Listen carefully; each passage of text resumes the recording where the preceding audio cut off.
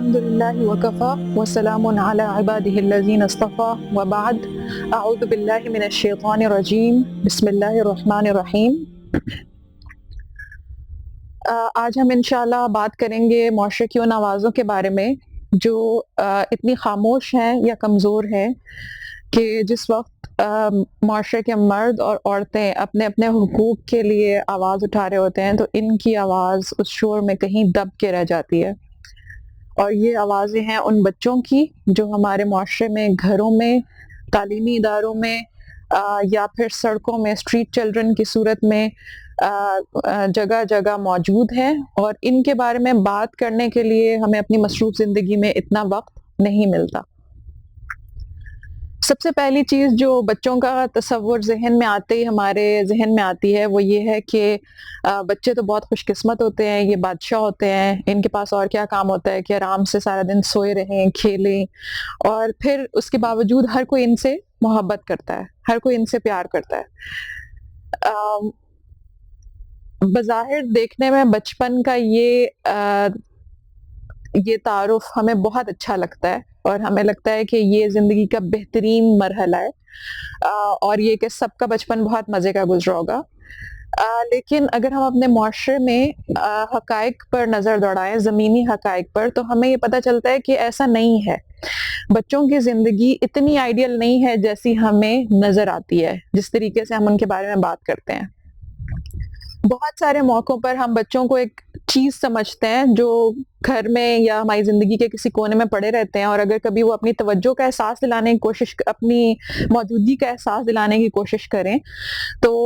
ہم ان سے کہتے ہیں کہ جاؤ باہر جا کر کھیلو، اور تم بچے ہو، تمہارا کیا لینا دینا ان باتوں کا۔ اور اگر کوئی بچہ بہت حساس بات کرتا ہے تو ہم کہتے ہیں کہ بچہ ہو کر بڑوں والی باتیں کرتا ہے۔ تو سب سے پہلے جو چیز ہمیں سمجھنے کی ضرورت ہے وہ یہ ہے کہ ایک انسان ہے، چاہے وہ جتنا بھی چھوٹا ہو، اور یہ کوٹ ہے کہ a person is a person no matter how small۔ تو یہ سب سے اہم چیز ہے کہ ایک انسانی ذات جو ہے وہ ایک انسان ہے، اور اس کی اپنی ضروریات بھی ہیں، اس کی عزت نفس بھی ہے، وہ ایک مکمل شخصیت ہے، چاہے وہ 2 سال کا ہے، چاہے وہ 2 ماہ کا ہے، یا وہ جو ہے وہ 8 سال کا ہے۔ دوسری چیز جو ہمیں بہت زیادہ سمجھنے کی ضرورت ہے کہ نبی صلی اللہ علیہ وسلم نے فرمایا، ہم میں سے جو شخص اپنے چھوٹوں پر رحم نہیں کرتا اور بڑوں کا حق نہیں پہچانتا وہ ہمارے جیسا نہیں ہے، یعنی وہ مسلم امت جیسا نہیں ہے۔ اس کا مطلب ہے کہ مسلم امت کی امتیازی خصوصیت یہ ہے کہ ہم اپنے چھوٹوں پر رحم کرنے والے اور اپنے بڑوں کا حق پہچاننے والے لوگ ہیں۔ یہ ہماری سوشل ویلیوز کا ایک انٹیگرل پارٹ ہے۔ لیکن اگر کچھ لوگ ایسا نہیں کر رہے تو نبی صلی اللہ علیہ وسلم نے کہا کہ وہ ہماری امت کا حصہ نہیں ہے۔ اس کا یہ مطلب نہیں خدا نخواستہ وہ کافر ہیں، اس کا یہ مطلب ہے کہ ان کو ابھی بھی اپنی جاہلیت کو چھوڑنے اور اسلام کو اپنانے کی ضرورت ہے۔ اسلام جس وقت آیا اس نے یہ چاہا ہے کہ ہم ہر انسان کے لیے اس کے حقوق اس کو ادا کر دیں۔ اسی وجہ سے ہم دیکھتے ہیں کہ نبی صلی اللہ علیہ وسلم ہمارے لیے وہ مثالی انسان ہیں جنہوں نے اللہ تعالیٰ کی ہدایت پر عمل کر کے ہمیں دکھایا۔ اور ان کے بارے میں اگر ہم ایک چیز دیکھیں کہ انہوں نے ہمیشہ ان بچوں کی جو ان کی زندگی میں تھے ان کا بہت اچھے طریقے سے خیال رکھا۔ اور ہم سب جانتے ہیں کہ نبی صلی اللہ علیہ وسلم چھوٹی عمر میں یتیم ہو گئے تھے، لیکن ان کی شخصیت کے بارے میں سیرت کی کتابوں میں جو لکھا ہے اس سے پتہ چلتا ہے کہ وہ ایک ایسے بچے تھے جن کا بہت اچھی طرح خیال رکھا گیا، ان کے خاندان نے اپنی ذمہ داری نبھائی۔ ان کی زندگی میں یتیمی کی وجہ سے وہ محرومی پیدا نہیں ہوئی جو بعض لوگ سمجھتے ہیں کہ ہمارے معاشرے کے ہر یتیم بچے کا شخصیت کا لازمی حصہ ہے، وہ بیچارہ ہوگا، وہ کمزور ہوگا، وہ ابیوزڈ ہوگا۔ جبکہ نبی صلی اللہ علیہ وسلم کے ساتھ ان کے دادا، ان کے چچا، ان کی والدہ سب نے بہت بہترین سلوک کیا۔ وہ اکیلے تھے، وہ یتیم تھے، لیکن اس کے باوجود ان کو امتیازی جگہ ملتی تھی۔ ان کے بچپن کے بارے میں جو ایک بات ذکر کی جاتی ہے کہ ان کے دادا عبد المطلب جب قریش کی مجلسوں میں بیٹھتے تھے جو خانہ کعبہ کے ارد گرد مجلس لگتی تھی، تو اس میں وہ نبی صلی اللہ علیہ وسلم کو اپنے ساتھ امتیازی جگہ پہ بٹھاتے تھے جو سردار کی جگہ ہوتی تھی، جس کی وجہ سے نبی صلی اللہ علیہ وسلم نے ہمیشہ ایک لیڈر کی طرح لائف کو دیکھا وہ ایک بڑے گھرانے سے تھے اور پھر وہ بڑے سردار اپنے معاشرے کے مذہبی اور سماجی لحاظ سے رہنما تھے، سربراہ گھرانے سے تھے، اور قریش اسلام سے پہلے بھی دینی لحاظ سے ممتاز سماجی شخصیت رکھتے تھے۔ اور عبد المطلب جو تھے نبی صلی اللہ علیہ وسلم کے دادا، وہ اپنے قبیلے کے سردار تھے۔ اس وجہ سے نبی صلی اللہ علیہ وسلم نے ہمیشہ مجلسوں میں امتیازی جگہ پائی، اور وہ ہمیشہ ایک ویل کیئرڈ چائلڈ تھے جس کا بہت خیال رکھا گیا۔ اور یہی چیز ان کی شخصیت میں جھلکتی ہے کہ انہوں نے اپنے بچوں اور اپنے اپنے نواسے نواسیوں کے ساتھ جو محبت کا سلوک کیا ہے وہ ہمارے سامنے ہے،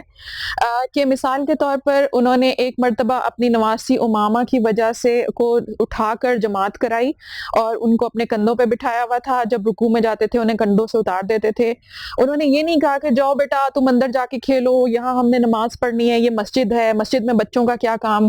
اسی طریقے سے حضرت حسن اور حسین ایک مرتبہ آئے، وہ لڑکھڑاتے ہوئے آ رہے تھے اپنی نئی قمیضوں میں، تو نبی صلی اللہ علیہ وسلم جو ممبر پر خطبہ دے رہے تھے وہ نیچے اتر آئے اور آ کر ان بچوں کو اٹھایا، اور اس کے بعد انہیں اپنے ساتھ لے کر ممبر پر چلے گئے۔ اس سے ہمیں یہ پتہ چلتا ہے کہ ہم کتنا بھی اہم کام کر رہے ہوں، بچوں کی ہماری زندگی میں ایک جگہ ہونی چاہیے، اور ہم انہیں یہ نہیں کہہ سکتے کہ تم انسگنیفیکنٹ ہو، تم غیر اہم ہو، تم یہاں منظر سے غائب ہو جاؤ تاکہ میں ایک بہت بڑے لیڈر کی طرح قوم کی رہنمائی کر سکوں، یا تم چلے جاؤ تاکہ میں اپنی تحقیق کا کام کر سکوں، تم چلے جاؤ تاکہ میں اپنی تدریس کا کام کر سکوں۔ آج کل جو وبا پھیلنے کی وجہ سے ہم سب گھروں سے کام کر رہے ہیں، تو اس میں ہم سب کے لیے سوچنے کی جگہ ہے کہ ہم اپنے بچوں کے ساتھ رحم دلی کا برتاؤ کرتے ہوئے اپنی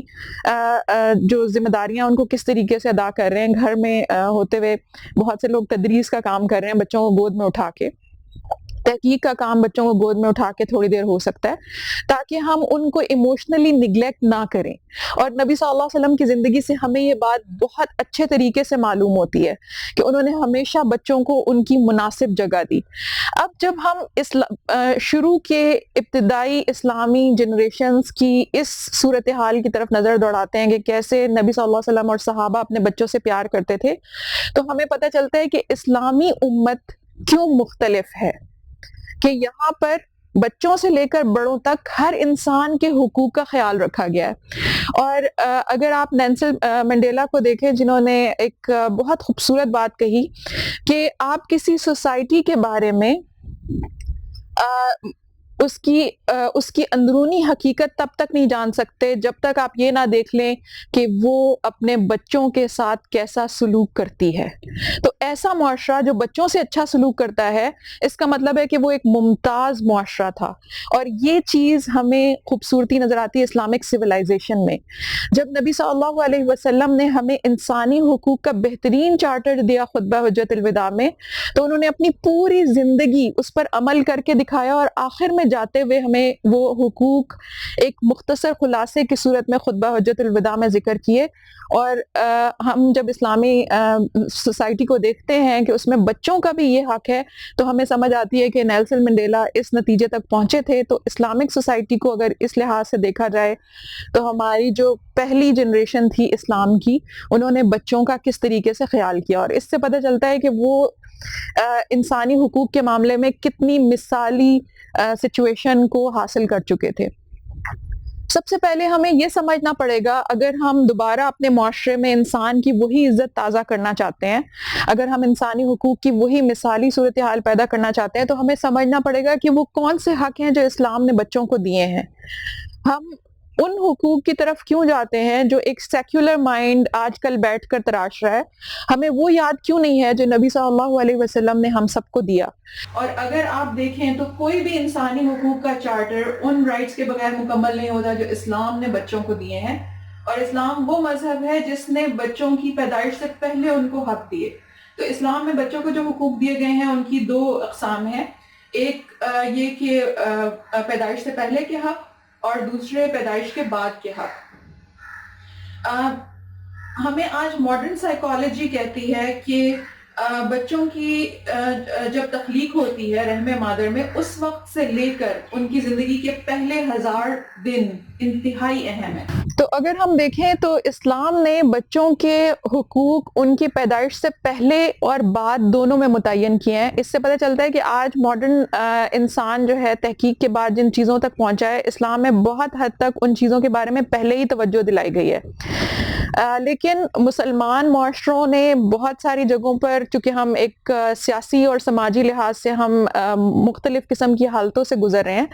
تو اسلامک سویلائزیشن میں آہستہ آہستہ وہ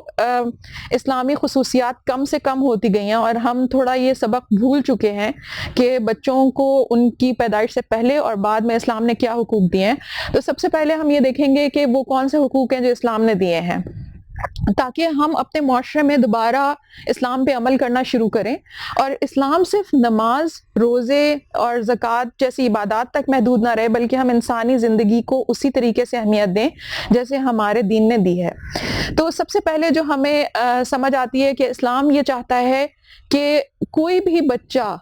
جو ہے وہ شادی کے بغیر پیدا نہ ہو، اور اس وجہ سے اسلام نے شادی کو حلال کیا ہے اور اس کے دوسرے سب طریقے حرام کیے ہیں، اور شادی میں بھی صرف اس طریقے کو جائز رکھا ہے جس میں ماں باپ اور اولاد سب کے حقوق محفوظ ہوں۔ اس میں سب سے پہلے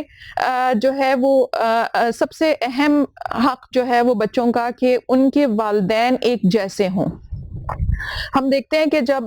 مس میچ ہوتے ہیں ہمارے معاشرے میں، ایک ماں باپ میں سے کوئی ایک جو ہے وہ انتہائی غریب ہے، دوسرا امیر ہے، یا پھر ایک انتہائی بدصورت ہے، دوسرا خوبصورت ہے، یا پھر ایک بہت پڑھا لکھا ہے اور ایک بالکل زندگی کو سمجھتا ہی نہیں، تو کیا ہوتا ہے کہ بچے ایک ایسے گھر میں پرورش پاتے ہیں جہاں پر کھینچا تانی چل رہی ہوتی ہے دو مختلف شخصیات کے درمیان، اور ان کی شخصیت ڈیولپ نہیں ہو پاتی۔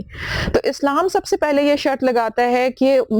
شوہر کو بیوی کا کفو یعنی اس کے سماجی لحاظ سے اس کے برابر ہونا چاہیے، تاکہ بچہ دو کلاسز یا دو مختلف شخصیات کے درمیان سینڈوچ نہ بن جائے، اور اس کی اپنی نفسیات جو ہے وہ پیچیدہ نہ ہو جائے۔ دوسرا فرض جو ہے وہ شادی کرنے والے جوڑے کے اوپر فرض ہے کہ وہ دونوں ایک دوسرے کے دینی حالت کے اوپر توجہ دیں اور دینی اور اخلاقی لحاظ سے بہتر انسان کو چنیں۔ اسی لیے نبی صلی اللہ علیہ وسلم نے مردوں سے کہا کہ جب تم نے شادی کرنی ہو تو دین اور اخلاق والی عورت سے شادی کرو، اور دوسری چیزوں کو نظر انداز کیا جا سکتا ہے جیسے مال، حسن یا اور چیزیں۔ اسی طریقے سے نبی صلی اللہ علیہ وسلم نے لڑکیوں کے ولی سے کہا ہے کہ اگر وہ اپنی بیٹی کے لیے رشتہ دیکھ رہے ہوں تو پھر نیک آدمی کا رشتہ آنے پر اس کا نکاح کر دیں اور دوسری بہت ساری شرطیں نہ لگائیں۔ اس کے علاوہ اللہ تعالیٰ نے ایک حق یہ دیا ہے کہ جب بچہ اپنی ماں کے رحم میں ہو اس وقت اس کی جان کی حفاظت کی جائے، اور اس کی ڈیولپمنٹ یا اس کی جو فزیکل ڈیولپمنٹ ہے اس کے بارے میں اس کا خیال رکھا جائے۔ اس وجہ سے اسلام نے حرام کیا ہے کہ کسی بھی طریقے سے حمل کو گرانے یا ختم کرنے یا روکنے کی کوشش کی جائے، اور ظاہر ہے کہ اس کے مختلف صورتیں ہیں جن کا ذکر ہم اس سے پہلے لیکچرز میں بھی کر چکے ہیں۔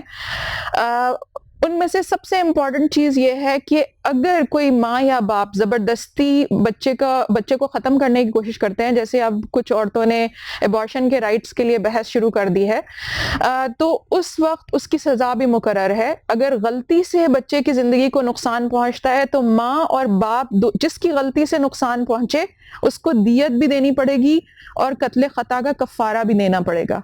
ہمارے معاشرے میں اس بات کو دوبارہ یاد کرانے کی بہت ضرورت ہے، کیونکہ بہت سے ماں باپ جس طریقے سے عورتیں شکایت کرتی ہیں کہ شوہر بیوی کو اپنی ملکیت سمجھتا ہے، اسے اپنی غلام سمجھتا ہے، اسی طریقے سے ماں باپ اپنی اولاد کو بھی اپنی ملکیت یا غلام سمجھتے ہیں جس کا کوئی حق نہیں ہے، جبکہ اسلام یہ کہتا ہے کہ والدین بھی بچے کی جان کو نقصان نہیں پہنچا سکتے۔ اور اگر غلطی سے کسی ماں یا باپ کی غلطی سے بچے کی جان چلی جاتی ہے تو اس کو قتل خطا کا کفارہ بھی دینا ہوگا اور اس کو دیت بھی دینی ہوگی۔ اس کے علاوہ بچے کا یہ حق ہے کہ اس کی ولادت سے قبل بھی اسلام نے فرض کیا ہے باپ کے اوپر کہ وہ اپنے بیٹے اپنی اولاد کے لیے خرچ مہیا کرے اور اپنی بیوی کے لیے بھی، اور ان کے لیے اچھی خوراک کا بندوبست کرے۔ اب ہمارے معاشرے میں بہت سی مائیں اپنے بچوں کو اس لیے جنم نہیں دینا چاہتی کیونکہ وہ یورپ کی طرف دیکھتی ہیں جہاں پر باپ اپنے بیٹے کو چھوڑ کر نکل گیا۔ پہلے تو شادی کا تعلق ان کا ایسا تھا کہ وہ ٹیمپرری شادی کی، اس کے بعد یہ کہ باپ جو تھا وہ اپنی بیوی کو چھوڑ کر نکل گیا، اور عورت اپنے بچے کو صرف اس لیے جنم نہیں دینا چاہتی کیونکہ وہ اس کا خرچ نہیں اٹھا سکتی، اور وہ حمل کے زمانے کا خرچ نہیں اٹھا سکتی، وہ اپنی جاب نہیں چھوڑ سکتی۔ تو ہم یہ دیکھتے ہیں کہ جب ایک چیز میں ہم اللہ کی نافرمانی کرتے ہیں تو اس کے بعد ایک کے بعد دوسرا بڑا گناہ، تیسرا بڑا گناہ ہمارا منتظر ہوتا ہے۔ یہ گناہوں کی دلدل ہے جس میں ہم دھستے چلے جاتے ہیں۔ اگر ہمیں اپنے معاشرے سے یہ گناہ، بڑے بڑے گناہ ختم کرنے ہیں جو ایک جان کا قتل ہے، تو پھر ہمیں اپنے معاشرے کے مردوں اور عورتوں دونوں کو اپنی ذمہ داری تسلیم کرنا سکھانا ہوگا، اور ان کے اوپر فرض ہے کہ وہ اسی طریقے سے تعلق بنائیں جیسے اللہ تعالیٰ نے حلال کیا ہے۔ اب یہ جو حق ہے بچوں کے اوپر اچھے طریقے سے خرچ کرنے کا، اس میں یہ پورا ٹائم جو پریگننسی کا ٹائم ہے، اس کے بعد بچے کی رضاعت کا وقت ہے، اس سارے وقت میں شوہر کا فرض ہے کہ وہ اپنے بچے کو خرچہ دے اور اس کی والدہ کے اوپر بھی خرچ کرے۔ اور یہ بات قرآن مجید میں اللہ تعالیٰ کہتے ہیں وَإِن كُنَّ أُولَاتِ حَمْلٍ فَأَنفِقُوا عَلَيْهِنَّ حَتَّى يَضَعْنَ حَمْلَهُنَّ فَإِنْ أَرْضَعْنَ لَكُمْ فَآتُوهُنَّ أُجُورَهُنَّ۔ اگر وہی ماں جو ہے وہ رضاعت کرائے تو رضاعت کے دوران بھی باپ کا فرض ہے کہ وہ اس کا خرچ اچھے طریقے سے دے۔ بنیادی طور پہ مائیں جب اپنے بچوں کو چھوڑنا شروع کرتی ہیں یا مجبوری کی حالت میں ان کے ساتھ بدسلوکی پہ اتر آتی ہیں، اس کی وجہ یہ ہوتی ہے کہ شوہر اپنی ذمہ داری ادا نہیں کر رہا ہوتا۔ تو یہ وہ حق ہے جو والدین دونوں کو، ماں اور باپ دونوں کو، اللہ سے ڈرتے ہوئے بچے کا یہ حق دینا پڑے گا، اور ہماری اسٹیٹ اور پالیسی میکرز کو بھی چاہیے کہ اس معاملے میں قانون کا نفاذ اچھے طریقے سے ہو تاکہ بچے کی زندگی کے ابتدائی سالوں کو اس نقصان سے بچایا جا سکے۔ جیسے ہم نے کہا کہ بچے کی زندگی کے پہلے 1000 دن انتہائی امپورٹنٹ ہے، اس میں اپنے والدین کے ساتھ کلوز ریلیشن شپ، اس میں اچھا سلوک۔ اگر والدہ اپنے بچے کو وقت نہیں دیتی اور اس کے ساتھ سکن ٹو سکن کنیکشن نہیں کرتی والدین دونوں، تو بچے کی برین ڈیولپمنٹ پہ بھی اثر ہوتا ہے، اس کی سائیکولوجیکل ڈیولپمنٹ پہ اثر ہوتا ہے، اور ایسے بچے بعد میں زندگی میں پیچھے رہ جاتے ہیں۔ بہت سی مائیں اور باپ یہ کہتے ہیں پتہ نہیں کیوں میرا بچہ پیچھے رہ گیا۔ اس کی وجوہات یہ ہوتی ہیں کہ جب اس کی وہ ٹینڈر ایج تھی، جس وقت آپ نے اس پودے کو سینچنا تھا، اس وقت آپ اپنا خون جگر دینے کے لیے موجود نہیں تھے۔ تو ظاہر ہے کہ پھر وہ بچے زندگی میں آگے نکل جاتے ہیں جن کے والدین نے ان کے لیے اچھے طریقے سے ان کی پرورش کی۔ اب ہم بات کرتے ہیں کہ بچے کی پیدائش کے بعد اس کے کیا حقوق ہیں۔ سب سے پہلا حق جو ہمارے معاشرے میں ابتدا میں ہی وائلیٹ ہو جاتا ہے وہ یہ کہ بچے کی پیدائش پر خوشی کا اظہار کیا جائے اور اس کی نئی زندگی کی ابتدا خوشی خوشی کیا جائے۔ بچے ایک اللہ تعالیٰ کی نعمت ہیں، اور بچے کا یہ حق ہے کہ اس کے والدین خوش ہوں جب وہ پیدا ہو، اور یہ خوشی اس سوچ سے مشروط نہیں ہونی چاہیے کہ وہ بیٹا ہے یا بیٹی۔ اس کے لیے ہمارے لیے سب سے بڑی مثال حضرت عائشہ رضی اللہ عنہا کی مثال ہے، جو ام المومنین ہے، ہماری ماں ہیں۔ حضرت عائشہ رضی اللہ عنہا کی اپنی کوئی اولاد نہیں تھی۔ انہیں جب بھی معاشرے میں یا جاننے والوں میں کسی بچے کی پیدائش کے بارے میں معلوم ہوتا تو وہ یہ نہیں پوچھتی تھیں کہ یہ بچہ جو ہے وہ لڑکا ہے یا لڑکی، وہ یہ پوچھتی تھیں کہ بچہ صحت مند ہے۔ ماں اور بچے کی صحت کے بارے میں پوچھتی، اور جب انہیں بتایا جاتا کہ دونوں صحت مند ہیں تو وہ الحمدللہ کہتی۔ اس سے ہمیں پتہ چلتا ہے کہ بعض اوقات ہم اپنی نعمتوں کو نظر انداز کرتے ہیں اپنی شرائط کو دیکھ کر کہ مجھے تو بیٹا چاہیے تھا، مجھے تو بیٹی چاہیے تھی۔ بیٹا ہو یا بیٹی ہو، دونوں کی پیدائش پر ایسے الفاظ نہیں بولنے چاہیے جو ہمارے معاشرے میں بولے جا رہے ہوتے ہیں۔ اور بہت سارے معاملات میں باپ یا پھر دادا خوشی خوشی بیٹی کی پوتی کی پیدائش کو قبول کر رہا ہوتا ہے، لیکن ارد گرد کی خواتین کہہ رہی ہوتی ہیں کہ اوہو تیسری بیٹی ہو گئی، چوتھی بیٹی ہو گئی، اس بار تو بیٹا ہونا چاہیے تھا۔ اور مجھے اس سے ایک چیز یاد آتی ہے کہ میرے بچپن کی بات ہے کہ میں نے ایک بچی کی پیدائش پر اس طرح کی باتیں سنی تو میں نے جو تھا میرا بہت موڈ خراب ہو گیا، اور میں نے اپنے فادر سے کہا کہ یہ ایسی باتیں کیوں کر رہے ہیں؟ وہ کہنے لگے کہ یہ جہالت کی وجہ سے کر رہے ہیں، ان کو پتہ نہیں ہے کہ کتنی بڑی نعمت ہے۔ اور میں سارا دن اس بات کو نہیں بھلا سکی، اور رات میں حسب عادت میرے والد مجھے کہانی سناتے تھے، ہم دونوں بہنوں کو کہانی سنانے لگے تو انہوں نے کہا کہ بیٹا کیا بات ہے، آپ سن نہیں رہی ہو غور سے۔ تو میں نے ان سے کہا کہ ابو مجھے صرف ایک بات پوچھنی ہے کہ جب میں پیدا ہوئی تھی تب بھی ان لوگوں نے ایسی باتیں کی تھیں، اور میرے فادر جو تھے وہ مجھے پریشانی سے دیکھتے رہے، اور انہوں نے کہا کہ کبھی کبھی مجھے تمہارے سوال پریشان کر دیتے ہیں۔ پھر کہنے لگے کہ میں تو بہت خوش تھا جب آپ پیدا ہوئی تھیں۔ تو ہر بچی جب ایک دوسری بچی کی پیدائش پر اس طرح کی باتیں سنتی ہے تو وہ پریشان ہو جاتی ہے، اور یہ پریشانی پھر اسے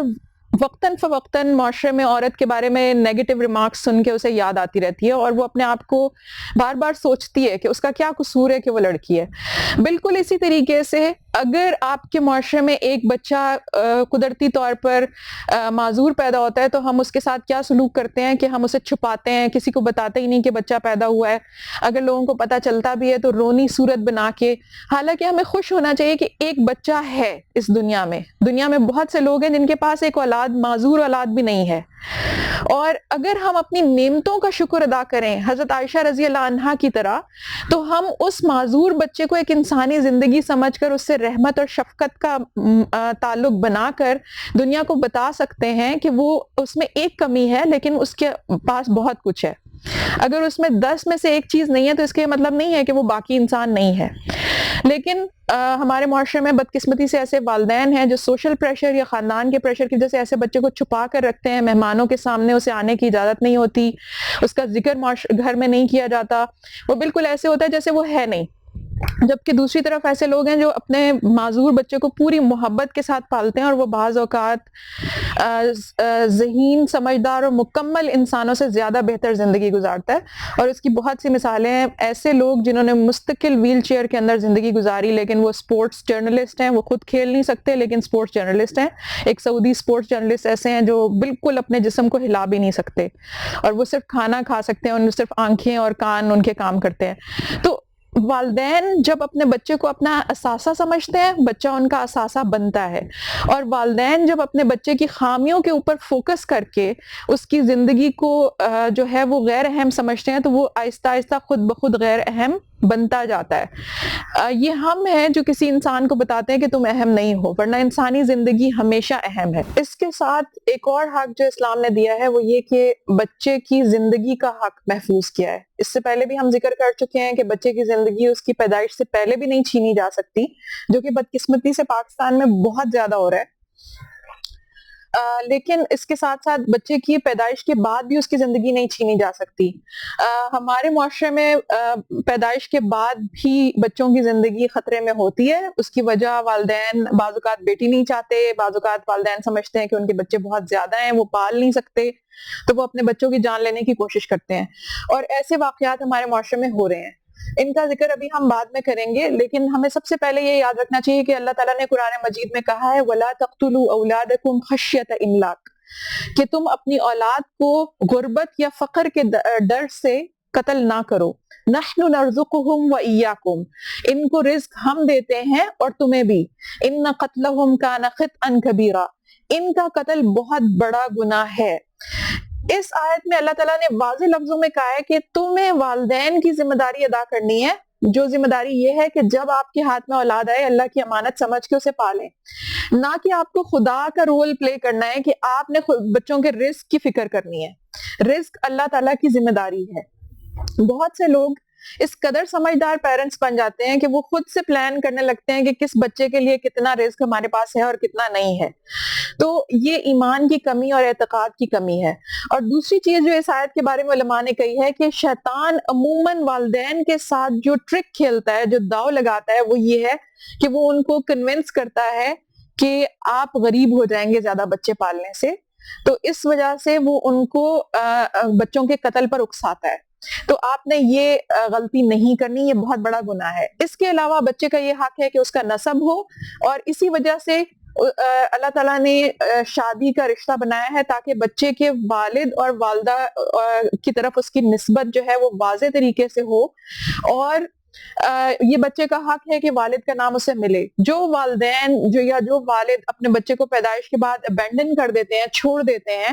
اور اس کو اپنا نسب نہیں دیتے، وہ ایک بہت بڑا ظلم کر رہے ہیں.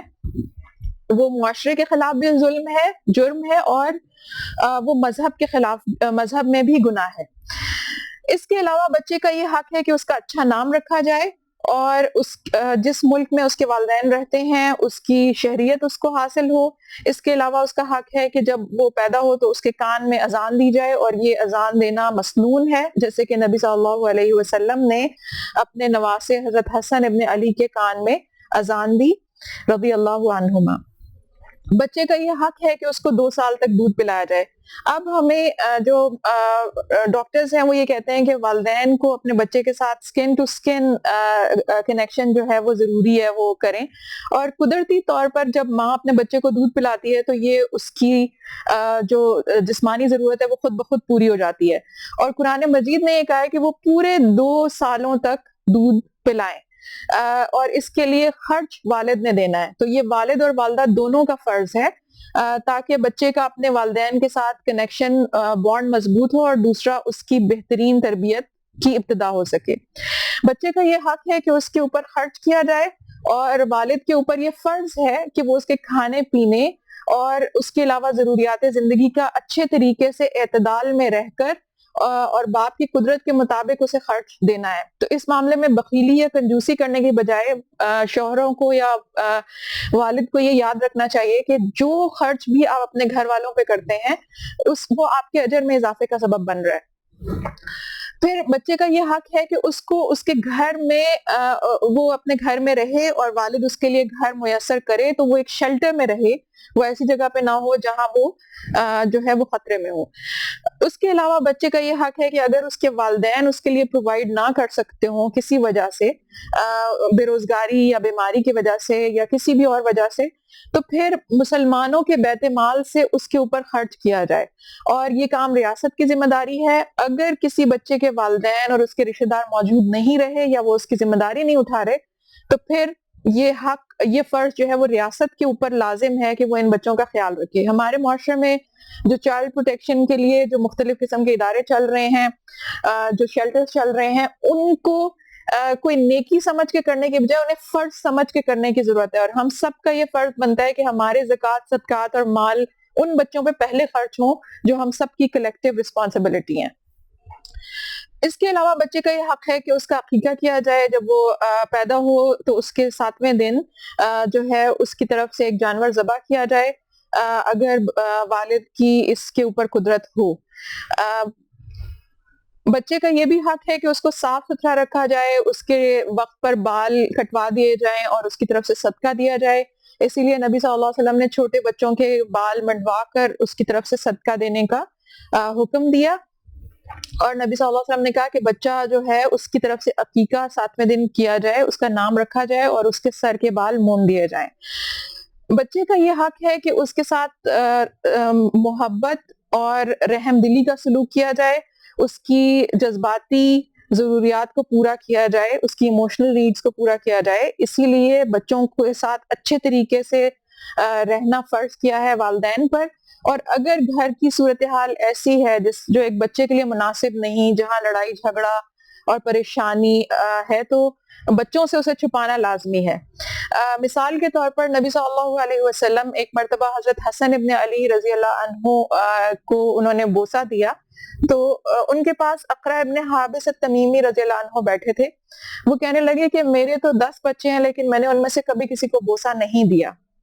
تو نبی صلی اللہ علیہ وسلم نے ان کی طرف دیکھا اور کہا جو رحم نہیں کرتا اس پر اللہ تعالیٰ رحم نہیں کرتا. اس کا مطلب ہے کہ بچوں کے ساتھ رحمت کا سلوک کرنا اسلام کی طرف سے واجب ہے. بچے کا یہ بھی حق ہے کہ وہ اپنے والدین کی گود میں پرورش پائے. اس کا یہ حق ہے کہ اسے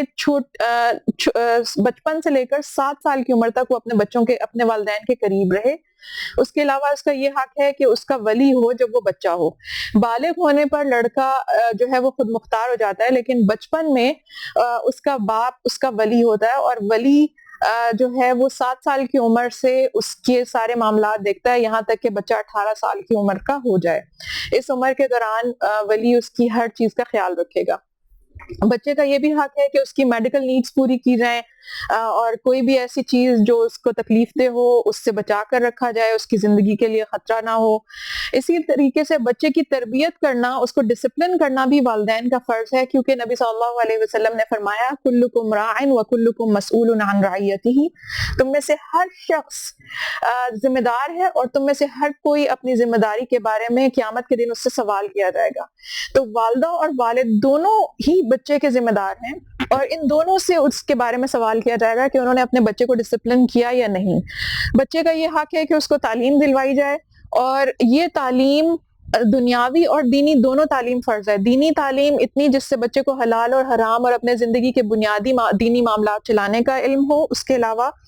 دنیاوی تعلیم جتنا والدین کر سکیں ان کے اوپر فرض ہے, اور یہ سب کے ساتھ برابر ہونی چاہیے. الگ الگ غلط بچوں کے ساتھ اس معاملے میں ناانصافی نہیں کرنی چاہیے.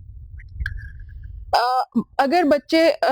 بالفرض کسی بچے کو بچپن میں تعلیم نہیں دی گئی تو اس کے بعد شادی کے بعد شوہر کا فرض ہے کہ وہ اپنی بیوی کو تعلیم دلائے, اور دینی تعلیم کا فرض ہمیشہ باقی رہتا ہے. اگر بچپن میں نہیں بھی دی گئی تو اس کے بعد اسے دینی ضروری ہے. اس کے ساتھ ساتھ بچے کا یہ حق ہے کہ اس کے ساتھ انصاف کیا جائے اس کے باقی بہنوں اور بھائیوں کے درمیان. ہمارے یہاں پر نبی صلی اللہ علیہ وسلم کی ایک بہت اہم نصیحت کو نظر انداز کیا جاتا ہے. انہوں نے فرمایا اتقوا اللہ وعدلوا بین اولادکم,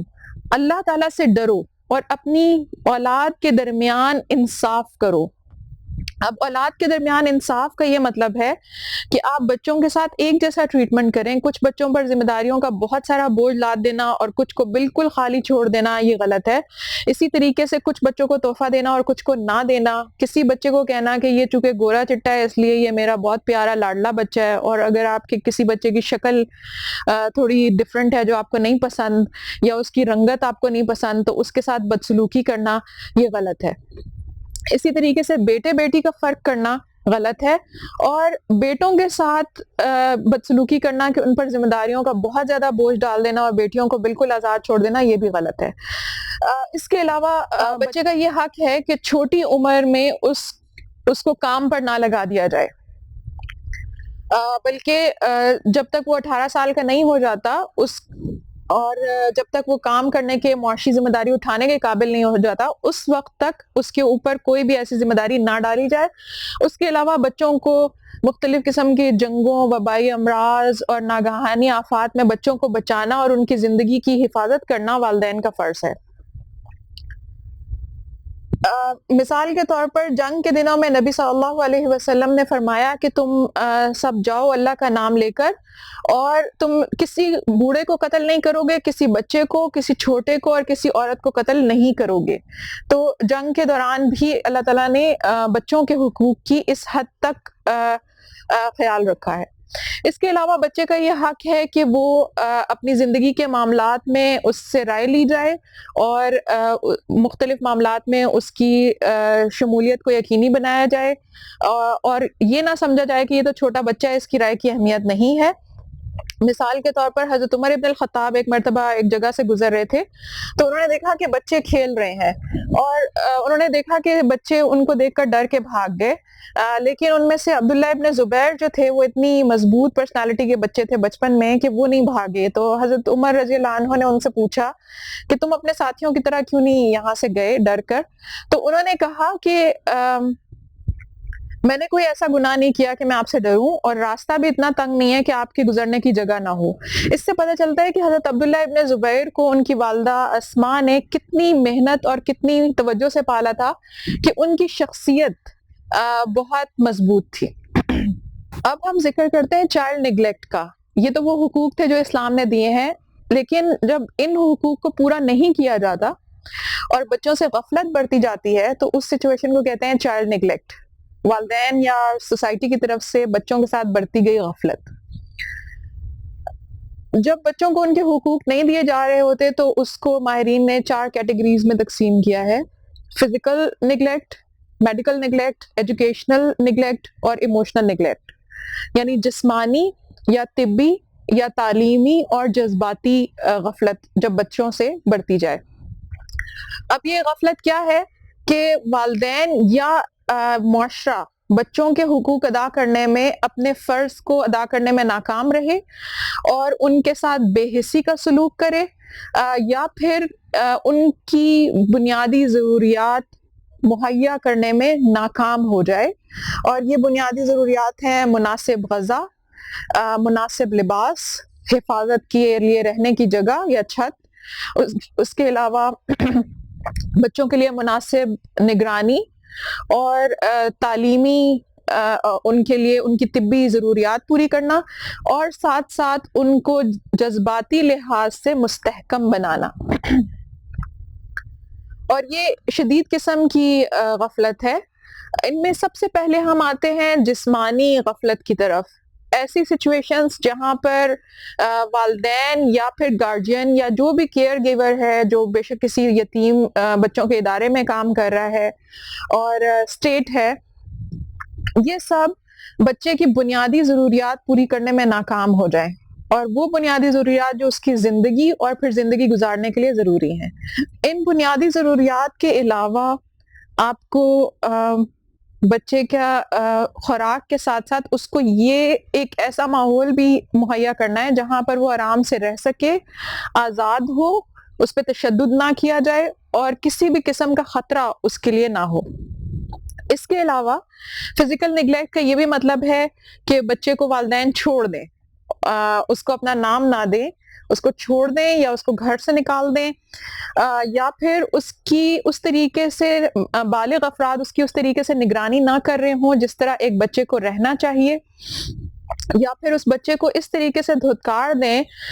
جس کی وجہ سے وہ بچہ یا تو اپنے گھر میں ہی اجنبی ہو یا پھر یہ کہ گھر سے نکال دیا گیا ہو. اور ابینڈنمنٹ کا ایک مطلب یہ ہے کہ اپنے بچے کو کسی اور کو دے دیا جائے. جیسے ہمارے معاشرے میں بہت سارے لوگ اپنی سوشو اکانومک سچویشن سے مجبور ہو کر یا بعض اوقات اپنی عیاشی کو پورا کرنے کے لیے اپنے چھوٹے چھوٹے بچوں کو لوگوں کو دے دیتے ہیں، وہاں پہ کام پہ لگوا دیتے ہیں اور ان کے بدلے پیسے لے لیتے ہیں. اکٹھے بہت سارے پیسے لے کر ان بچوں کو کہیں پر رکھوا دیا اور وہ بچے تقریباً بانڈڈ لیبر کی طرح وہاں پہ کام کرتے ہیں، ان کے بنیادی انسانی حقوق بھی وائلیٹ ہوتے ہیں. اس کی وجہ سے ہمارے معاشرے میں ایسے کیسز سامنے آ رہے ہیں کہ گھریلو ملازمہ کو مالکن جلاتی رہی کیونکہ اسے پتہ ہے کہ پیچھے پوچھنے والا کوئی نہیں ہے. اسی طریقے سے چھوٹی عمر میں شادی کر کے رخصتی بھی کر دی جاتی ہے جبکہ بچی ابھی بالغ نہیں ہوتی،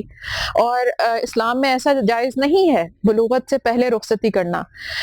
تو اسلام میں بچپن کا نکاح ضرور ہے لیکن رخصتی بلوغت کے بعد ہوگی، اور بلوغت کے موقع پر بچی اور بچے کو اس بات کا حق دیا جائے گا کہ وہ چاہیں تو اس شادی کو برقرار رکھیں، چاہے تو اسے ختم کر دیں. اب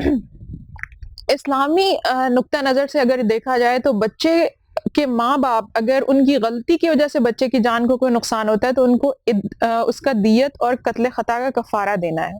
یہ جائے کہ جان بوجھ کر بچے کو قتل کیا جائے. تو اگر ماں اپنے بچے کو مثال کے طور پر اس نے بچے پر لحاف اڑا دیا اور بچہ سانس نہ لینے کی وجہ سے مر گیا تو یہ قتل ہے، لیکن قتل خطا ہے، جو اس نے غلطی سے کیا ہے، وہ چاہتی نہیں تھی قتل کرنا. ایسی ماں کے اوپر دیت اور کفارہ ہے. اگر اس کا باپ اسے معاف کر دے یا بچے کے وارث اسے معاف کر دیں تو وہ ایک الگ چیز ہے. اسی طریقے سے اگر باپ اپنے بچے کو غلطی سے پیٹتے ہوئے مار ڈالے یا پھر جو ہے وہ کسی ایسے جسمانی مشقت میں لگا دے جس کی وجہ سے بچے کی جان چلی جائے، یا کوئی اور حادثہ بچے کے ساتھ پیش آ جائے اور باپ اس وقت سپروائز کر رہا تھا، تو وہ بھی قتل خطا میں آئے گا اور وہ اس کو بھی اس کی دیت اور کفارہ دینا پڑے گا. اس کے علاوہ اگر کوئی ماں جان بوجھ کر اپنے بچے کو گرا دیتی ہے اور اس کا حمل ختم کرتی ہے تو اس صورت میں بھی اس کو کفارہ دینا ہوگا. اور اس کفارے میں اور دیت میں جو وہ پیسے ادا کریں گے اس میں ماں یا باپ خود وارث نہیں بن سکیں گے کیونکہ انہوں نے اپنے بچے کا قتل کیا ہے، اس لیے وہ بچے کے وارث نہیں ہو سکیں گے. میں تھوڑا سا یہاں پر کچھ مذہبی اعتقاد کے بارے میں بات کرنا چاہوں گی. فزیکل نیگلیکٹ میں ہم نے کہا بچوں کو مناسب خوراک ملنی چاہیے. ہمارے معاشرے میں بدقسمتی سے کچھ مذہبی کتابیں لکھی گئی ہیں حیا اور حجاب کے موضوع پر، اور ان کے اندر یہ کہا گیا ہے کہ بچی کو فلاں غذا نہ دیں تاکہ وہ جلدی بالغ نہ ہو جائے. اسلام ایسی حیا کو تسلیم نہیں کرتا. نبی صلی اللہ علیہ وسلم نے کبھی نہیں کہا کہ عورتوں کو فلاں خوراک نہ دو. آپ نے پردہ کرنا ہے، وہ ایک عمر جب آئے گی اس میں پردہ شروع کرنا ہے. بلوغت کی عمر اللہ تعالیٰ کے ذمے ہے، وہ جب جس پہ آئے گی اس کا جو ہے وہ مکمل ہو جائے گا پروسیس. ہم کسی بھی چیز کو سٹاپ نہیں کر سکتے. تو یہ کہنا کہ آپ مذہب کے نام پر لوگوں کو یہ کہنا کہ آپ بچیوں کو فلاں چیز نہ دیں، اس کا نتیجہ پاکستان میں بہت برا نکل رہا ہے کہ چھوٹی چھوٹی بچیاں ہیں لیکن ان کو کیلشیم کی کمی ہے، خون کی کمی ہے، غذائی کمی کا شکار ہیں. ان کے قد نہیں نکل رہے، ان کے بال ٹھیک نہیں ہیں، ان کے چہرہ دیکھنے میں بتا دیتا ہے کہ وہ آئرن ڈیفیشنسی کا شکار ہیں. تو یہ ہم مذہب کے نام پہ کیا کر رہے ہیں؟ وہ مذہب جو کہتا ہے کہ بچوں کو مناسب طریقے سے ہر چیز مہیا کرو، ہم اسی کے نام پر اس کی غلط تشریح کر کے بچوں کو ان کے بنیادی انسانی حقوق سے محروم کر رہے ہیں. یہ تو وہ بات ہے جو میں نے لڑکیوں کے بارے میں کتابوں میں پڑھی، اور میرے لیے یہ بہت حیران کن بات تھی، کیونکہ میں نے نہ کبھی، میرے والد اسکالر تھے، میں نے نہ کبھی ان سے یہ بات سنی، نہ کبھی حدیث کی کتابوں میں پڑھی. تو یہ کہاں سے آیا یہ بلیف؟ یہ کلچرل بلیف ہے. یہ خواتین کی باتیں ہیں جو بے وقوفانہ باتیں، ان کو اب ختم ہونا چاہیے. اور کتنی نسلوں کو ہم اس طریقے سے تباہ کریں گے؟ ایسی بچیاں جب بعد میں ماں بنتی ہیں تو ان کے بچوں تک اس غذائی کمی کے اثرات جاتے ہیں. جو مائیں کیلشیم کی کمی کا شکار ہیں، ان کے بچے ساری عمر کیلشیم کے پرابلمز میں رہتے ہیں. اسی طریقے سے ان کی چھوٹی عمر میں ڈیتھ بھی ہو سکتی ہے. تو ہمارا کرنے کا کام یہ ہے کہ ہم انسانوں کو ان کے حقوق دیں. اسی طریقے سے لڑکوں کے لیے کچھ کھانے حرام کیے ہوئے ہیں ہمارے لوگوں نے، اور جب مجھے اپنے معاشرے میں پائے جانے والے ان باتوں کا پتہ چلا تو مجھے بہت حیرت ہوئی. اس کا مطلب ہے کہ آج بھی ہم اسلام کی تعلیمات سے بہت دور ہیں، اور ہم اس اسلامی معاشرے میں نہیں رہتے جو نبی صلی اللہ علیہ وسلم نے ہمیں بنانے کا کہا تھا. ہم آج بھی جاہلیت کو فالو کرتے ہیں. تو ہمیں اپنے معاشرے میں صرف نماز، روزہ، داڑھی اور حجاب کو فروغ نہیں دینا، بلکہ ہمیں ساری اسلامی اقدار کو فروغ دینا ہے. اور یہ کام صرف ایجوکیشن کے ذریعے ہوگا. اس کے بعد ہم بات کرتے ہیں میڈیکل نگلیکٹ کی. بچوں کے میڈیکل معاملات کو نگلیکٹ کرنے کی ایک بنیادی وجہ یہ ہے کہ پاکستان وہ ملک ہے جو اپنی ٹوٹل جی ڈی پی کا صرف 1% صحت پہ خرچ کرتا ہے. اس سے آپ اندازہ لگا سکتے ہیں کہ جب بالغ افراد اپنی صحت کا خیال نہیں رکھتے، اور جب ریاست اپنی شہریوں کی صحت کا خیال نہیں رکھتی، تو بچوں کے پرابلمز کا خیال کون رکھے گا جب بڑے ہی اپنا خیال نہیں کرتے؟ اب مثال کے طور پر ہمارے یہاں جو سب سے بڑا میڈیکل نگلیکٹ ہے کہ وہ بیماریاں جو معاشرے دنیا سے ختم ہو چکی ہیں، دنیا سے پولیو ایریڈیکیٹ ہو چکا ہے، پاکستان میں ابھی تک اس کے پرابلمز آ رہے ہیں، اس کے کیسز سامنے آ رہے ہیں جو ہمارے لیے قومی سطح پہ شرمندگی کا سبب بنتے ہیں. ہم اپنے بیٹوں بیٹیوں کو ویکسینیشن نہیں کرا رہے.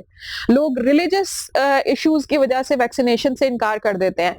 حالانکہ اسلام ایسی کسی ویکسینیشن سے نہیں روکتا، لیکن وہ لوگ یہ کہتے ہیں کہ یہ یہودیوں کی سازش ہے، یہ فلاں کی سازش ہے، جبکہ ہمیں یہ سمجھانے کی ضرورت ہے کہ یہ ویکسینیشن زندگی کے لیے ضروری ہے.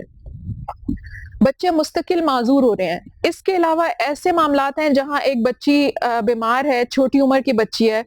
ایسے کیسز ہمارے پاس آئے کہ وہ چھوٹی بچی تھی اور بیمار تھی، اس کی والدہ اس کی صحت کا خیال نہیں کر رہی تھی اور وہ روتی رہتی تھی اپنی تکلیف کی وجہ سے. تو گھر والوں نے کہا کہ ایک تو یہ چوتھی بیٹی ہے، اوپر سے اتنی منحوس ہے، یہ دن رات روتی رہتی ہے. تو اس کی مدر نے اس کو اٹھا کر زمین پہ پھینک دیا اور اس بچی کی بیک بون ٹوٹ گئی. اور والدہ نے کہا کہ یہ کیا مصیبت میرے اوپر آ گئی ہے. اور صحت مند بچی کی ریڑھ کی ہڈی ٹوٹ گئی، اور اب وہ بچی ہاتھ پیر ہلانے کے قابل نہیں ہے، اور اس کی ایک خاص عمر کا انتظار کر رہے ہیں. وہ اس عمر کو پہنچے گی، اس کا ایک آپریشن ہوگا جو اچھا خاصا مہنگا ہے، اور پھر وہ بچی نارملی دوبارہ چل پھر سکے گی. جب ہم اللہ تعالیٰ کی نعمتوں کا ناشکری کرتے ہیں اور اس طریقے سے ناقدری کرتے ہیں، تو آپ دیکھیں کہ ہم خود کس طریقے سے اپنی بچوں کی جانوں کو ضائع کر رہے ہیں. اسی طریقے سے میڈیکل نگلیکٹ کی ایک بڑی مثال یہ ہے کہ ہمارے ہاں بچیاں جو پیدا ہوتی ہیں اس کے بعد 1000 میں سے 57 لڑکیاں مر جاتی ہیں، اور ان میں بہت سارے کیسز ایسے ہوتے ہیں جو جان بوجھ کر مارا گیا ہوتا ہے. جیسے بچی کی اگر ٹوین ہوا، بیٹا اور بیٹی ہے، تو بیٹے کا خیال رکھا گیا، بیٹی کا نہیں، اور کسی طریقے سے کوشش کی گئی کہ وہ خود ہی مر آ جائے. تو اس طریقے سے لوگ اپنے بوجھ کو ختم کرتے ہیں. 2018 میں بچوں کا جو دودھ پینے والے بچوں کے اندر ہلاکتوں کا جو ریٹ تھا پاکستان میں، وہ 57 بچے تھے، 1000 میں سے 57 بچے. اس کا مطلب ہے کہ ہم کس برے طریقے سے اپنے بچوں کو نگلیکٹ کر رہے ہیں، اور پاکستان جو ہے وہ اس معاملے میں افغانستان سے بھی بری حالت کا شکار ہے۔ افغانستان کی حالت ہم سے بہتر ہے، جو کہ ایک وار ٹارن کنٹری ہے۔ اور ہم نے اس سے پہلے یہ ذکر کیا کہ ہائی انفینٹ مورٹیلٹی ریٹ جو ہے وہ اسی وجہ سے ہم اس کو امپروو نہیں کر پا رہے کہ ہم اپنی جی ڈی پی کا ایک بہت چھوٹی اماؤنٹ جو ہے وہ میڈیکل کیئر پر خرچ کرتے ہیں۔ اسی طریقے سے چھوٹی بچیوں کو مار دینا پاکستان میں ایک کامن پریکٹس ہو چکی ہے، جبکہ اسلام نے اس جاہلیت کو آ کر ختم کیا تھا جو بچوں کو زندہ دفن کیا جاتا تھا۔ تو فیمیل انفینٹیسائڈ یہ ہے کہ بچوں کو جان بوجھ کر چھوٹی بچیوں کو جو ابھی دودھ پیتی ہیں ان کو مار دیا جائے۔ لیکن ایک افسوس کی بات یہ ہے کہ ہمارے پاس میڈیکل نگلیکٹ کے بہت سارے جو اسٹیٹسٹکس ہیں، مستند اسٹیٹسٹکس، وہ بھی موجود نہیں ہیں۔ تو ہم ابھی یہ نہیں جان سکتے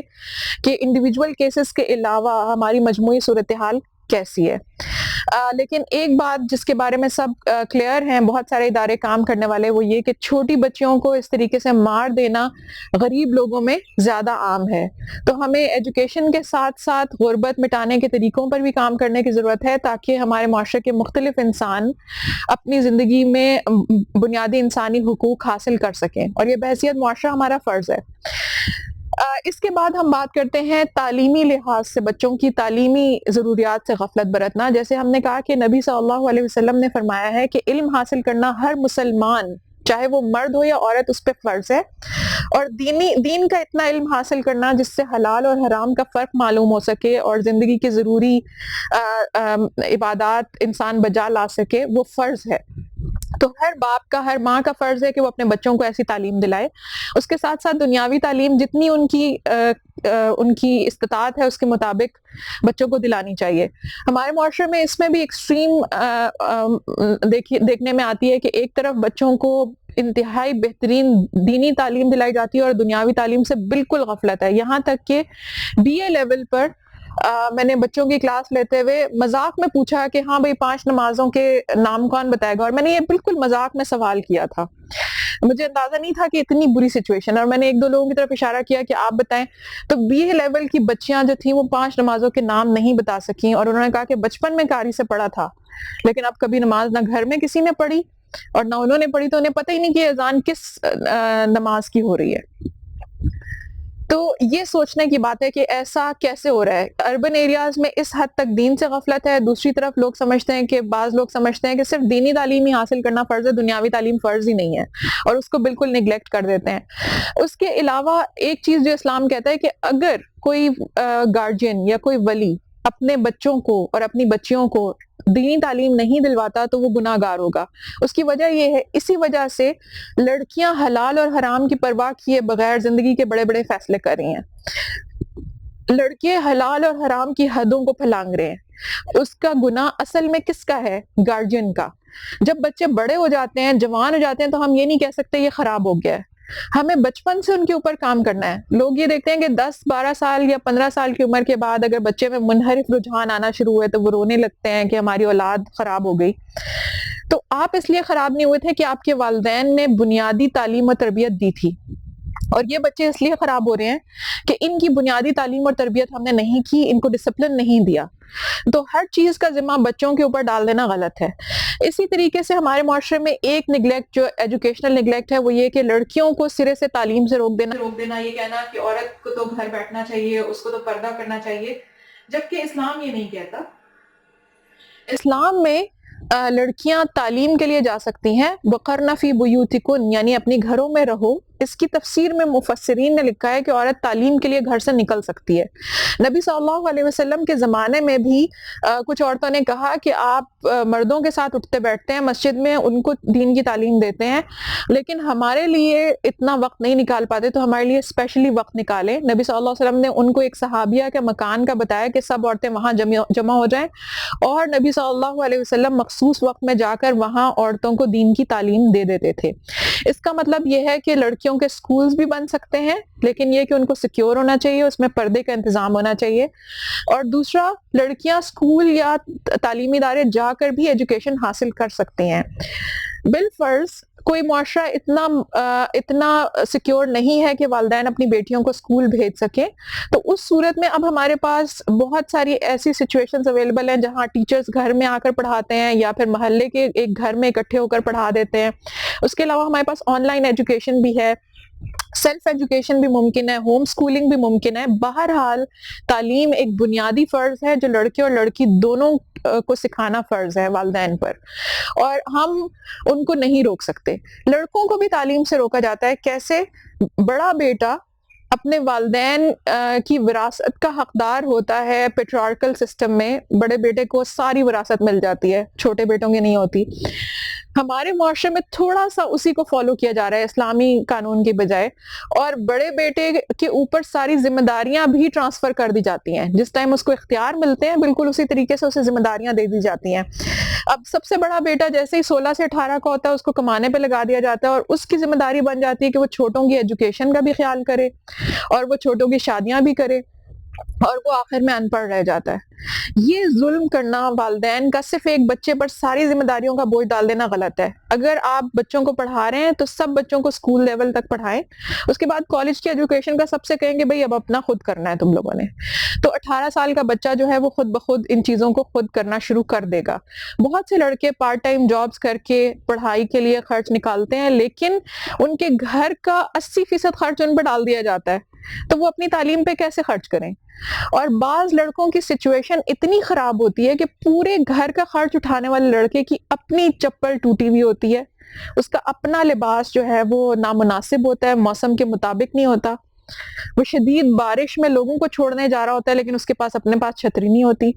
یہ زیادتی اور ظلم کے طریقے ہیں. بعض اوقات ہم بچوں کو تعلیم سے محروم اس طریقے سے بھی کرتے ہیں کہ ان کو یہ کہتے ہیں کہ تم بڑے بیٹے ہو اس لیے تم قربانی کا بکرا بنتے جاؤ. اور بچہ جو ہے بڑا لڑکا جو ہے وہ اپنے والدین کے بچے بھی پالتا ہے، اس کے بعد ان سب کی شادیاں کرتا ہے، اور پھر کہیں جا کر اس کی باری آتی ہے. ہمارے ہاں یہ ظلم ہو رہا ہے اور یہ نہیں ہونا چاہیے. نہ بڑے بیٹے پر ساری ذمہ داری ہونی چاہیے، نہ چھوٹے بیٹے پر ساری ذمہ داری ہونی چاہیے. اسی لیے اس کے علاوہ ایک اور طریقہ یہ ہے کہ لڑکیوں کو پہلے تو آپ کھلی آزادی دے دیتے ہیں کہ جی معاشرہ آزاد ہے تو اب لڑکیاں جائیں سب کچھ کریں، لیکن پھر جب وہ ان کی مناسب دینی تربیت نہیں ہوئی ہوتی، وہ کسی غلط کام میں پڑ جاتی ہیں تو ایک دم ان کا گھر سے باہر نکلنا روک دیا جاتا ہے. یہ بھی ایکسٹریمز ہیں. آپ پہلے ہر چیز کو ڈسپلن کریں. اس کے علاوہ کچھ بچیوں کے ساتھ ایسا ہوا کہ میری اسٹوڈنٹس تھیں بہت اچھی، لیکن ان کے فون ان کے پاس تھے، اس پہ رانگ کالز آئیں اور والد نے گھر سے نکلنے سے روک دیا. تو وہ بچی اب کہہ رہی ہے کہ یہ رانگ کال تھی، اس کا کوئی تعلق نہیں تھا اس سے، لیکن والد اس کی بات نہیں سن رہے. اپنے بچوں کی بات نہ سننا، ان پہ یقین نہ کرنا بھی ایک طریقے سے زیادتی ہے، اور پھر اس کی وجہ سے ان کی تعلیم بند کرنا. مجھے یاد ہے کہ اس لڑکی نے مجھ سے کانٹیکٹ کیا اور اس نے مجھے کہا کہ میڈم کیا آپ میری ہیلپ کر سکتی ہیں. تو میں نے اپنے والد سے کہا کہ میں اس لڑکی کے والد سے بات نہیں کر سکتی، لیکن اگر آپ اس سے بات کریں تو آپ اسے کنونس کر لیں گے. تو میرے والد نے جب پورا معاملہ سنا، انہوں نے کہا کہ وہ کیسا باپ ہے جو ایک اجنبی شخص کی اس بات کا یقین کر رہا ہے کہ میں آپ کی بیٹی سے باتیں کرتا تھا،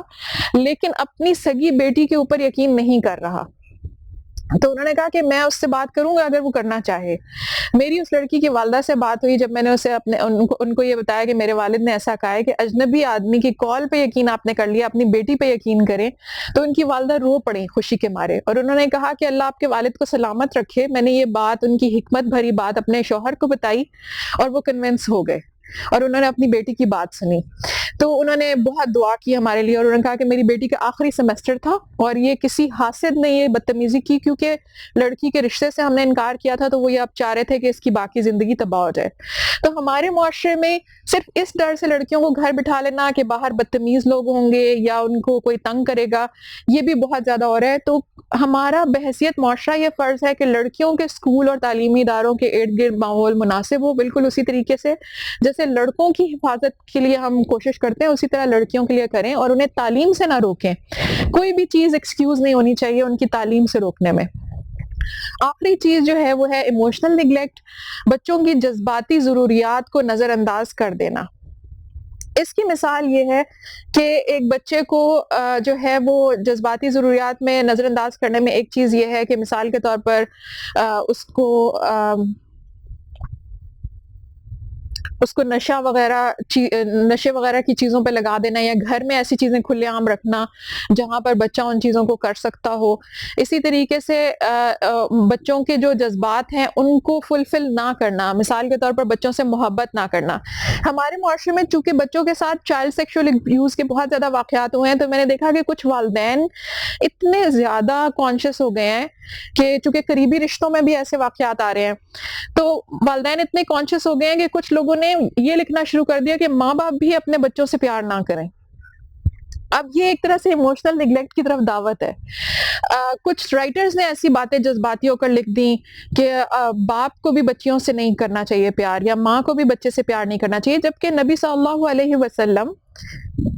اپنی بیٹی حضرت فاطمہ رضی اللہ عنہا کے ماتھے پر بوسہ دیتے تھے اور اپنی چادر ان کے لیے زمین پہ بچھا دیتے تھے تاکہ وہ اس پہ بیٹھ جائیں۔ تو اس سے ہمیں پتہ چلتا ہے کہ بچے اگر بالغ بھی ہو چکے ہوں تو والدین ان سے محبت کا اظہار کرتے رہیں، ان کے سر پہ ہاتھ پھیرنا جیسے ہمارے پاکستانی معاشرے میں موجود ہے،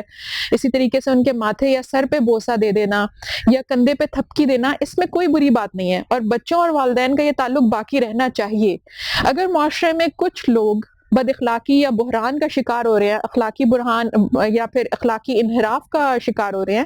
اس کا یہ مطلب نہیں کہ نارمل پیرنٹ چائلڈ ریلیشن شپ کو ہی بند کر دیا جائے۔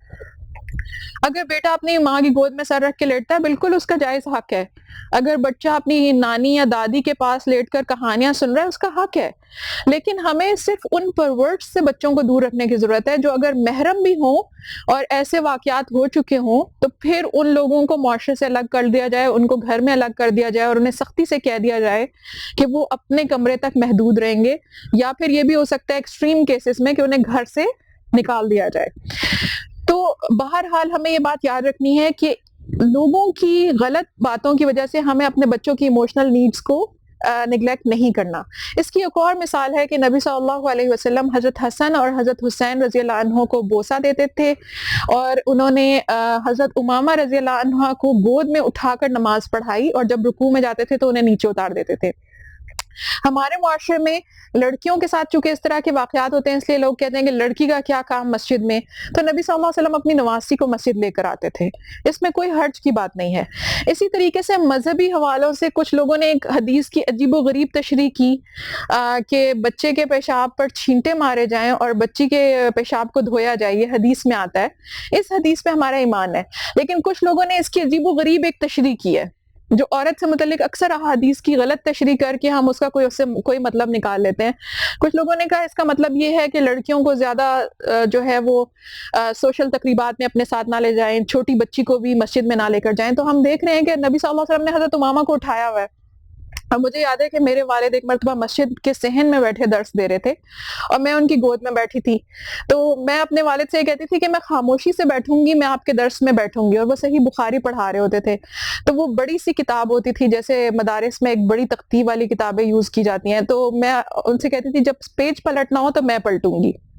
اس شرط پہ میں پوری کلاس میں خاموش بیٹھی رہتی تھی اپنے والد کی گود میں۔ تو انہوں نے سردیوں کی وجہ سے گرم چادر اوڑھی ہوئی تھی اور میں اس چادر میں چھپ کے بیٹھی تھی، دیکھنے والے کو پتہ نہیں لگتا تھا کہ یہاں کوئی بچی ہے، اور جب وہ کہتے تھے ہاں بھائی عائشہ آپ پیج پلٹ دو، تو میں اس کا پیج بڑی عقیدت سے پلٹتی تھی کہ میرے نبی صلی اللہ علیہ وسلم کی حدیث کی کتاب ہے اور یہ بہت بڑی کتاب ہے۔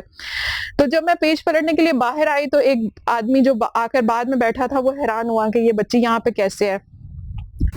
اور اس نے آ کر درس کے بعد میرے والد سے کہا کہ آپ کو نہیں پتا کہ بچیوں کو نہیں بٹھاتے گود میں، اور انہوں نے یہی حدیث میرے سامنے کوٹ کی۔ یہ پہلی بار تھی کہ میں یہ حدیث سن رہی تھی اور میں 3.5 سال کی بچی تھی، تو ظاہر ہے میں شرمندہ ہوئی، ایک بچی کے سامنے آپ ایسی بات کریں گے وہ شرمندہ ہوگی، میں تھوڑا شرمندہ ہوئی، اور میرے والد نے میرے سر پہ ہاتھ پھیرا اور مجھے کہا بیٹا آپ گھر جاؤ، اور جب میں گھر کی طرف جا رہی تھی تو انہوں نے پیچھے سے کہا کہ بچوں کے سامنے تم ایسی باتیں کرتے ہو، اور انہوں نے کہا یار اللہ کے بندے تم نے حدیث سے الٹا مطلب لیا ہے، نبی صلی اللہ علیہ وسلم اپنی نواسی حضرت امامہ کو گود میں اٹھا کر جماعت کراتے تھے، میں تو صرف اس کو گود میں بٹھا کر درس حدیث دے رہا ہوں۔ تو ان کی یہ بات میں نے ہمیشہ یاد رکھی، اور جب بھی میرے سامنے حدیث کی غلط تشریح کی گئی تو مجھے وہ 3.5 سال کا درس حدیث یاد آ گیا۔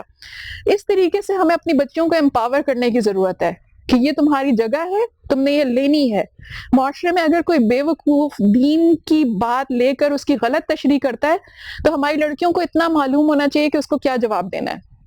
اور الحمدللہ میرے والد نے اپنی ساری بیٹیوں کو دین کی تعلیم دلائی، اور ہم نے اپنی خوشی سے اسلامک اسٹڈیز کو ایز اسپیشلائزیشن چنا سب بہنوں نے، اور ہم نے اس کو پڑھا۔ اس کی وجہ سے ہم بعض اوقات اس طرح کے شبہات کا جب جواب دیتی ہیں تو ہمیں بہت ساری باتیں سننے کو ملتی ہیں کہ تم لوگوں کا دین تو نرالا ہے، تم ایک نئی بات کر رہی ہو، لیکن ہمیں یہ جاننا چاہیے کہ علماء نے یہ باتیں اپنی کتابوں میں لکھی ہیں تو ہم اسے اپنے معاشرے میں تازہ کریں گے۔ ایک اور چیز جو یہاں بچوں سے متعلق غفلت کی ساری ٹائپس جو ہیں وہ ختم ہوتی ہیں، یہاں جو میں تھوڑی سی تذکیر کرنا چاہوں گی یاد دہانی کے لیے، میں یہ ذکر کرنا چاہتی ہوں کہ ہم چاہے کسی بھی ذمہ داری سے تعلق رکھتے ہوں، چاہے ہم استاد ہوں، والدین ہوں، بڑے بہن بھائی ہوں، یا ہم خالہ اور پھپھو ہوں، ہمیں ایک بات یاد رکھنی چاہیے کہ نبی صلی اللہ علیہ وسلم نے فرمایا، حضرت معاذ رضی اللہ عنہ کو جب انہیں یمن بھیج رہے تھے، ان کو ایک نصیحت کی، اتقی دعوت المظلوم، مظلوم کی بد دعا سے بچنا، فإنہ لیس بینہا وبین اللہ حجاب، کیونکہ مظلوم کی بد دعا اور اللہ کے درمیان کوئی پردہ نہیں ہوتا۔ اگر ہم اپنے معاشرے میں کسی بھی طریقے سے ظلم اور جبر اور زیادتی کرنے والوں میں شامل ہیں یا ان کے حمایتیوں میں شامل ہیں تو ہمیں یہ یاد رکھنا چاہیے کہ اللہ تعالیٰ مظلوم کی بد دعا سننے والا ہے۔ دوسری جگہ پر حضرت جابر رضی اللہ عنہ سے نبی صلی اللہ علیہ وسلم نے فرمایا، اتقوا الظلم، ظلم کرنے سے بچنا، فإن الظلم ظلمات یوم القیامہ، ظلم قیامت کے دن اندھیرے بن کر آئے گا۔ قیامت کے دن جب لوگ اپنے نور کی روشنی میں چل رہے ہوں گے، نیک عملوں کے نور کی روشنی میں، تو کچھ لوگوں کے ارد گرد صرف اندھیرا ہوگا، انہیں رستہ نظر نہیں آئے گا۔ اسی طرح نبی صلی اللہ علیہ وسلم نے فرمایا، بخیلی سے بھی بچنا، کیونکہ بخیلی نے تم سے پہلے لوگوں کو ہلاک کر دیا۔ ان کو اس بات پر اکسایا کہ وہ ایک دوسرے کے خون بہائیں اور حرام چیزوں کو حلال کر لیں۔ اب ہمارے معاشرے میں یہ تینوں چیزیں ہو رہی ہیں، ظلم بھی ہے، بخیلی بھی ہے، ایک دوسرے کا حق نہیں دینا۔ جب تک کوئی چھین کر اپنا حق نہ لے ہم اسے دینے کو تیار نہیں ہوتے، ہم کہتے ہیں اس نے لیا نہیں تو میں کیوں دوں۔ لیکن جو مسلمان اللہ تعالیٰ سے ڈرنے والا ہے، جو چاہتا ہے کہ اس کا ضمیر زندہ ہو، جو چاہتا ہے کہ اس کی قبر روشن ہو، وہ نبی صلی اللہ علیہ وسلم کی یہ نصیحت کبھی نہ بھولے کہ ظلم سے بچنا ہے، بخیلی نہیں کرنی، اور اللہ کی حرام کردہ چیزوں کو حلال نہیں کرنا۔ اللہ کی حرام کردہ چیزیں کون سی ہیں؟ کسی مسلمان کی جان، مال اور عزت۔ اگر آپ اپنے کسی رشتہ دار کی بھی جان، مال اور عزت سے کھیل رہے ہیں، چاہے آپ کسی بھی رشتے میں ہیں، تو آپ اس حدیث کو یاد رکھیں۔ نبی صلی اللہ علیہ وسلم نے ایک اور بات کہی کہ صرف مظلوم کا کام نہیں ہے کہ وہ روتا رہے اور بد دعائیں کرے یا اپنے حقوق کے لیے فائٹ کرے، معاشرے کا فرض ہے کہ وہ اپنے ظالم اور مظلوم دونوں طرح کے لوگوں کی مدد کرے۔ صحابہ نے پوچھا کہ ہم جب مظلوم ہو تو ہم اس کی مدد کر سکتے ہیں، لیکن افرأیت اذا کان ظالما کیف انصرہ، اگر وہ شخص ظالم ہو تو اس کی میں کیسے مدد کروں؟ نبی صلی اللہ علیہ وسلم نے کہا، تحجزہ او تمنعہ من الظلم فإن ذلك نصرہ،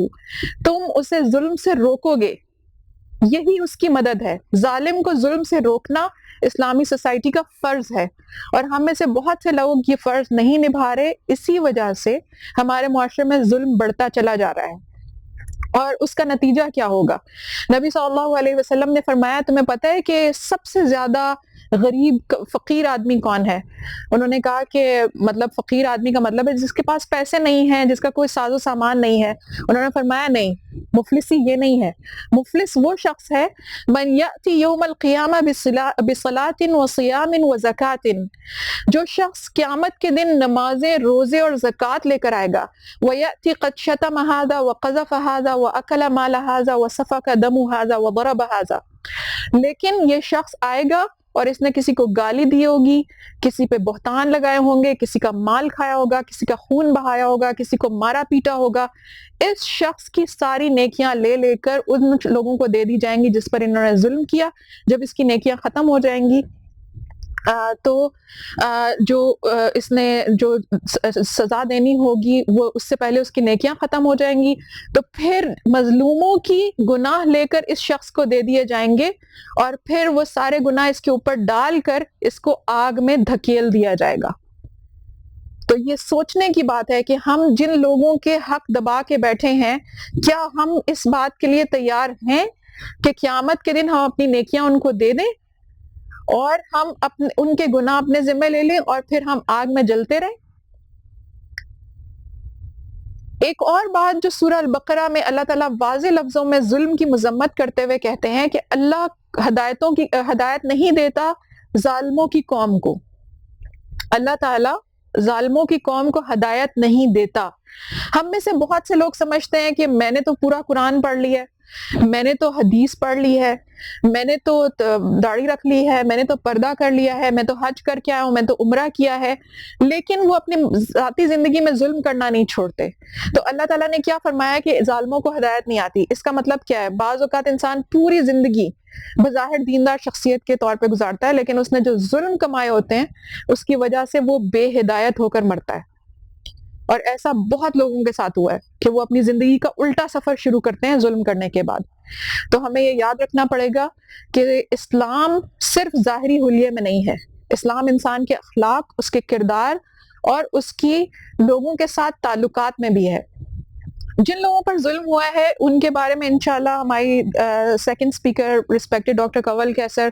بتائیں گی کہ کس طریقے سے وہ اپنے آپ کو ان کیفیات سے نکالیں، کیسے ہیل کریں چائلڈ نیگلیکٹ سے. لیکن میں ان کے لیے صرف کچھ آیات ذکر کرنا چاہوں گی کہ ایک بات یاد رکھیں کہ اللہ تعالیٰ آپ کے ساتھ ہے. آپ کا ضمیر مطمئن ہونا چاہیے کہ آپ پہ ظلم ہوا ہے، آپ نے کسی کا حق نہیں کھایا. اور قرآن مجید میں اللہ کہتے ہیں کون ہے جو مجبور کی دعا سنتا ہے اور پھر اس کو اس ظلم کی کیفیت سے نکال دیتا ہے. تو اللہ تعالیٰ سے دعا کریں، اللہ تعالیٰ سے قریبی تعلق رکھیں، وہ انشاءاللہ آپ کو ظلم اور زیادتی کرنے والے لوگوں سے بچا لے گا. اللہ تعالیٰ ایک اور جگہ سورہ الانعام میں کہتے ہیں کہ ظالموں کی ایک سزا اللہ تعالیٰ ایسے دیتے ہیں کہ ظالموں کو ایک دوسرے پر مسلط کر کے انہیں آپس میں لڑا دیتے ہیں ان کے گناہوں کی وجہ سے. علماء نے اس کی تفسیر میں کہا ہے کہ اللہ تعالیٰ ایک ظالم کو دوسرے ظالم پہ مسلط کر دیتے ہیں. تو آپ نے دیکھا ہوگا کہ ایک انسان جو ہے اپنے سے کمزوروں پہ ظلم کرتا ہے، پھر اللہ تعالیٰ اسے اس سے ظالم کے سامنے لے جاتا ہے اور وہ پھر وہاں پر اپنے سارے ظلم کا مزہ چکھتا ہے. تو یہ اللہ تعالیٰ کی طرف سے دھمکی ہے کہ اگر تم اپنے ظلم سے باز نہ آئے تو عنقریب تمہارے اوپر تم سے بڑا ایک ظالم مسلط ہونے والا ہے جو تم پر اسی طریقے سے ظلم کرے گا اور تمہیں بے بسی کا وہ مزہ چکھا کے چھوڑے گا. پھر جب اپنی آنکھوں میں بے بسی کے وہ آنسو آتے ہیں تو انسان کو یاد آتا ہے کہ اس نے کتنے لوگوں کو رلایا تھا. اس آیت میں علماء کہتے ہیں کہ ہر وہ شخص شامل ہے جو اپنے اوپر ظلم کرتا ہے یا پھر اپنی ذمہ داری میں موجود لوگوں پر ظلم کرتا ہے، جیسے کہ مثال کے طور پہ تاجر جو اپنے گاہک پہ ظلم کرتا ہے، شوہر جو بیوی پہ، یا والدین جو اولاد پہ ظلم کرتے ہیں. تو اللہ تعالیٰ اس کے اوپر ایسا شخص مسلط کر دیتا ہے جو اس سے بھی مصیبت میں ڈال دیتا ہے. اور اسی طرح ہر چیز میں اللہ تعالیٰ بدلہ لیتا ہے ظلم کا. اور مختلف علماء نے کہا ہے کہ اس آیت کی یہ بھی مطلب ہے کہ جب کسی معاشرے میں ظلم عام ہو جاتا ہے تو اللہ تعالیٰ پھر ان پہ انہی جیسا ایک ظالم مسلط کر دیتا ہے. اور اگر لوگوں کو اپنے ظالم حکمران یا پھر ظالم دشمن سے چھٹکارا حاصل کرنا ہے